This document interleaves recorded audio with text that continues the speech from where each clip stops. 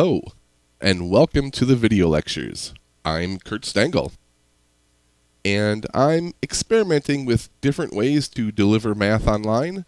I'm currently favoring this approach of a Word document and a PowerPoint so that I can show equations as well as some graphs.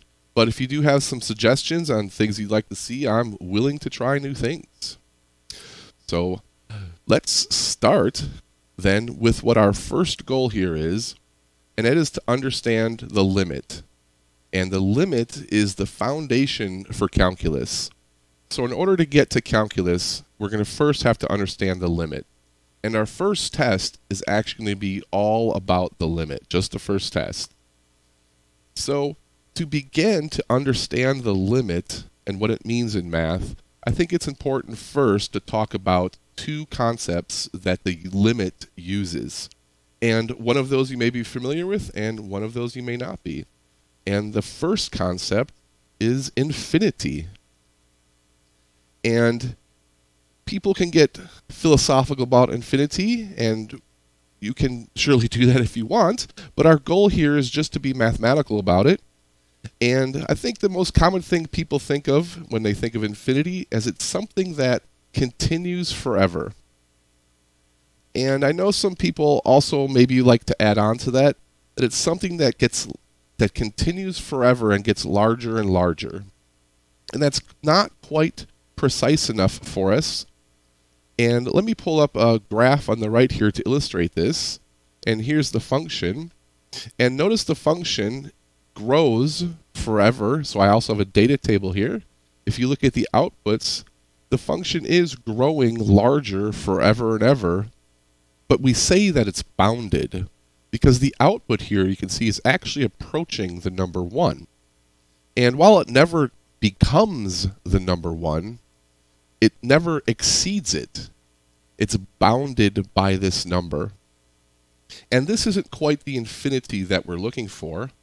And so the next really important thing here is that infinity is something that's unbounded. It's something that not only grows forever larger, but it's not bounded by any number.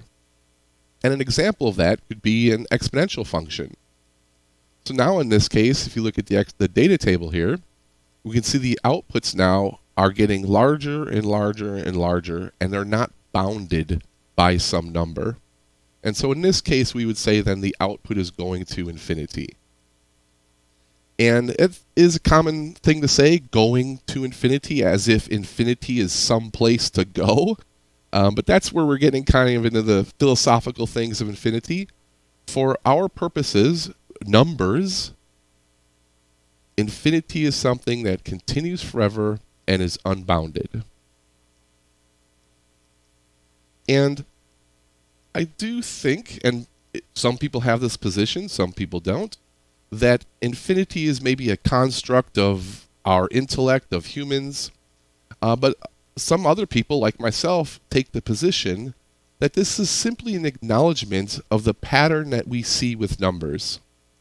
So if I write out some numbers here, you know that if you add 1 to a number, that it gets larger and larger, and that there is no largest number because you can always add 1 to it. And infinity is the name of this concept, this property we see of the numbers, that they grow and grow, it continues forever, and they are not bounded. And so for me, infinity is an acknowledgement of what we see happening with numbers. There are other things that we can say about infinity, but for now, this is enough to get us started with the limit, that infinity means we have numbers that are continuing forever without bound.